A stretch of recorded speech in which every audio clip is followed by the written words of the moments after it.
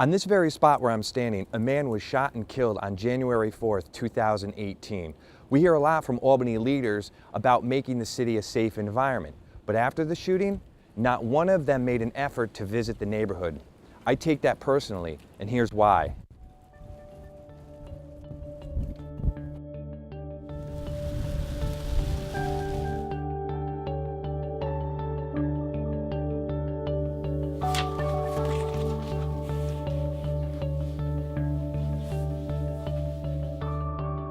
The shooting happened just steps away from Quail Auto Sales, a business that is celebrating 75 years this year. A business that was started by my grandfather, who came to this country from Sicily, Italy, in hopes for a better life. I grew up here. I worked here in high school, college, and while building my entertainment career. Over the years, I've met a lot of great customers, heard fantastic stories, and learned life lessons that I'll never forget. The business has remained strong throughout the decades, but the neighborhood has changed immensely since I was a kid. There are still great people here though, and they're worried about their safety. Adding to their concern is a feeling that they've been forgotten by city leaders. So I'm here with my friend Demetrius Barrett, who owns Infinite Daycare, which is next door to Quail Auto Sales. Actually, one of the stray bullets from that murder that occurred on Quail Street on January 4th of 2018 entered her daycare, and luckily no one was injured.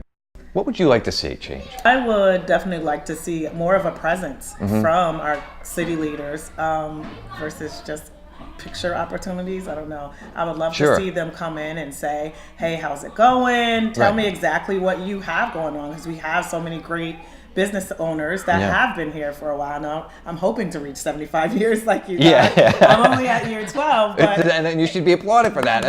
It's a great accomplishment. It's definitely something we need in this neighborhood, and this is my passion. I want to serve the people in my community. And I definitely need the help of city leaders and people in the community to get to the longevity where you guys are. We talked about this a little bit off air. A lot of it gets pushed onto the police department.